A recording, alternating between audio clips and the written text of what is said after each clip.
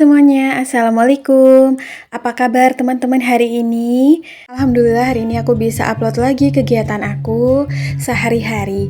Dan seperti biasanya ya teman-teman, ini tuh aktivitas selepas suamiku berangkat kerja. Alhamdulillah weekend nih, besok libur.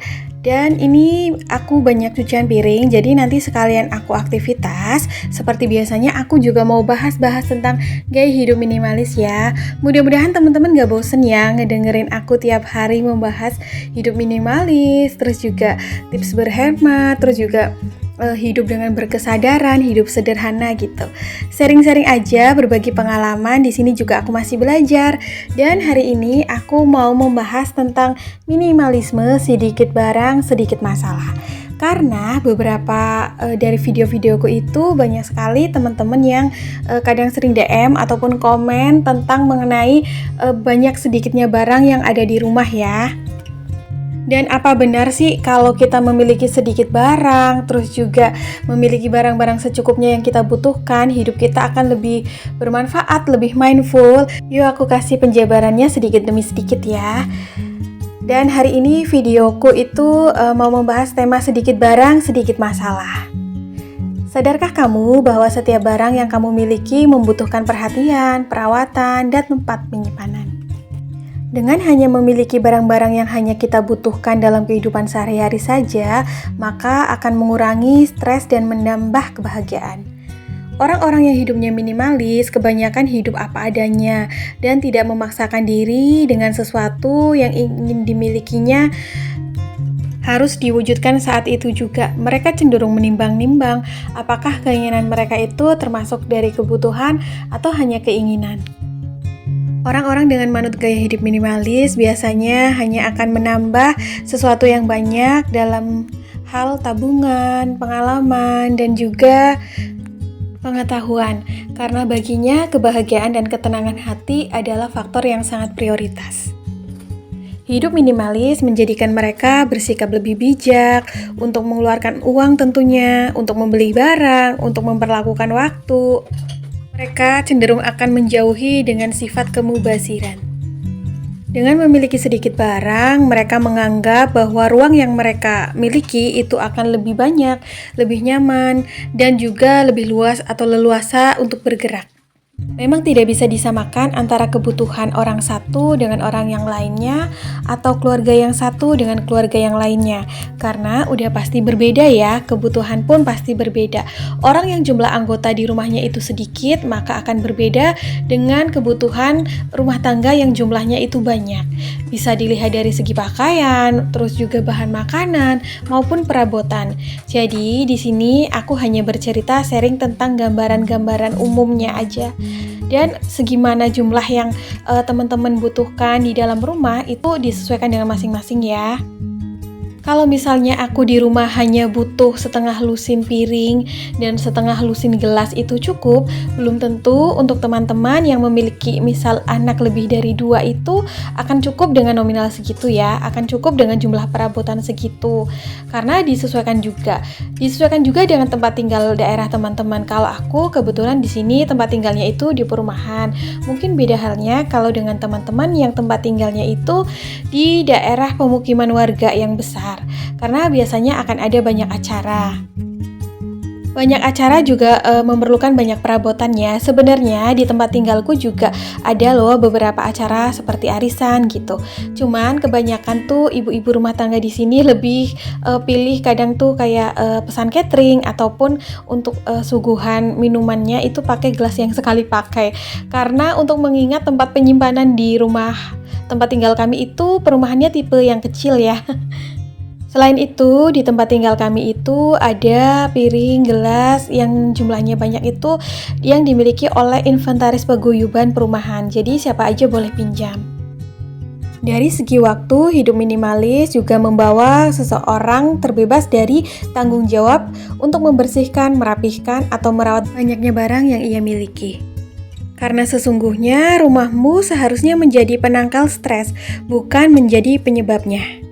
Bayangin aja setiap weekend, mungkin harusnya kita bisa istirahat, harusnya kita bisa healing, bisa jalan-jalan, tapi disibukkan dengan aktivitas membersihkan barang-barang yang kita miliki. Kalau nggak dibersihkan secara berkala, pastinya akan menimbulkan masalah baru ya, karena barang-barang yang dibiarkan saja pastinya akan lebih cepat kotor, terus juga banyak debu-debu yang menumpuk, terus juga kadang lebih berserakan, dan kita yang seharusnya bisa istirahat di rumah dengan tenang, santai, enjoy, dan relax akan terganggu dengan keberadaan banyaknya barang-barang tersebut.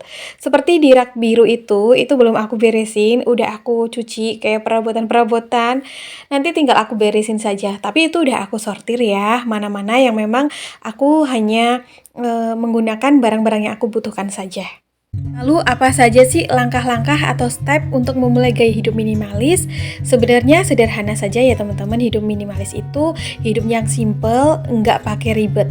Jadi langkah-langkah sederhana tersebut yang pertama adalah kenali diri.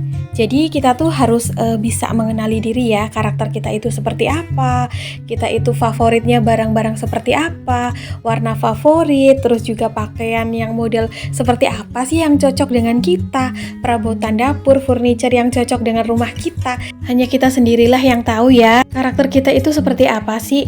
Kadangkala karakter seseorang bisa dinilai atau bisa dilihat dari apa yang ia pakai, dari rumahnya, mungkin tata letak furniture atau memilih model furniture dan cat rumahnya. Lalu tanya kepada diri sendiri, seberapa banyak sih barang-barang yang kita butuhkan dalam rumah tangga untuk bisa menunjang kehidupan sehari-hari.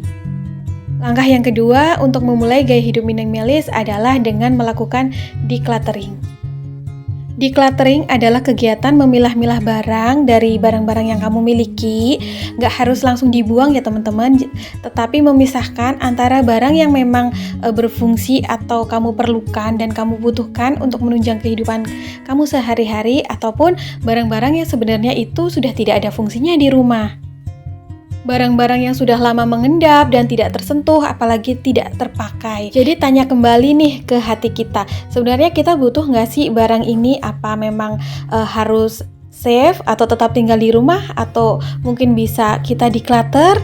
Yang namanya declutter itu kadang juga kita bisa donasikan kepada orang lain yang mungkin berkenan untuk menerima barang tersebut, karena mungkin di tangan orang lain barang tersebut akan lebih bermanfaat ketimbang tetap stay di rumah kita ya.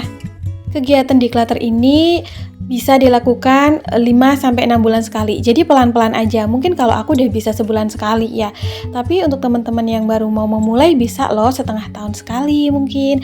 Dan kalaupun masih hati nih rasa sayang, masih sayang nih buat membuang atau ngasih barang ini ke orang lain, coba ditahan dulu 1 bulan apakah barang tersebut ada fungsinya atau memang hanya duduk, diam, dan stay aja gitu tanpa tersentuh dan kita gunakan. Langkah yang ketiga untuk memulai gaya hidup minimalis adalah merelakan barang. Barang-barang yang udah kita declutter, kita sortir, yang mungkin masih layak pakai, coba deh tawarin ke orang lain. Karena di tangan orang lain tentunya barang-barang tersebut akan lebih bermanfaat ya. Kalau barang-barang tersebut lebih bermanfaat dan bisa difungsikan dan digunakan oleh orang lain, tentunya pahalanya itu akan mengalir tanpa putus ke kita. Dan insya Allah barang siapa yang memberikan barang-barang yang bisa berfungsi ke orang lain, insya Allah itu menjadi amal jariah ya. Pastinya rezekinya akan diganti oleh Allah Subhanahu wa Ta'ala, mungkin dengan barang-barang yang kita inginkan. Hanya karena sesuatu itu membuatmu bahagia di masa lalu, bukan berarti kamu harus menyimpannya untuk selama-lamanya. Teman-teman, ini aktivitasku, aku lanjut ngecat ya. Jadi tuh aku punya sisaan cat buat yang teras rumah itu, tinggal sedikit banget. Jadi daripada sayang gumpal, aku cat aja di area sini. Sebenarnya nggak sampai atas karena aku nggak punya tangga untuk naik ke atas ya. Paling ini separuh aja, cuman buat menutupi ini ya tembok yang belontang-belanteng gitu. Ini juga catnya cuma sisa sedikit. Jadi ya udah, daripada nggak kepakai mubazir, aku fungsikan aja di sini. Karena ini kan tembok bersebelahan langsung dengan tetangga, takutnya ada rembesan atau apa. Kalau dilapisi cat yang tebal, insya Allah nggak rembes ya. Jadi segala sesuatu yang ada di rumah kita sebaiknya dimaksimalkan fungsinya. Lalu yang keempat, untuk memulai gaya hidup minimalis, langkahnya adalah memiliki barang sesuai kebutuhan. Seperti yang sering aku ceritakan dari beberapa video aku kemarin-kemarin, Pentingnya pola pikir memiliki barang sesuai yang kita butuhkan adalah sesuatu yang membuat pikiran dan hati kita merasa tenang. Jangan sampai nih kita berpikir beli barang ini siapa tahu nanti butuh. Jangan sampai ya, karena ya barang tersebut akan mengendap di rumah kita gitu. Dan sebenarnya budget untuk membeli barang tersebut kita bisa fungsikan untuk membeli barang lain loh, ataupun membeli sesuatu yang kita butuhkan saat itu. Alasan yang kedua, seiring perkembangan zaman, kadangkala tren mode barang-barang rumah tangga ataupun tren mode barang-barang lainnya itu akan terus update ya, akan terus bergulir modelnya, terus juga warnanya sesuai dengan tren yang berlangsung saat itu. Jangan sampai kita membeli barang yang belum kita butuhkan karena nanti mungkin pas kita mau pakai barang tersebut modelnya udah ketinggalan zaman. Kan jadi kita sendiri yang rugi. Langkah yang kelima untuk memulai gaya hidup minimalis adalah dengan membeli barang berdasarkan kualitas.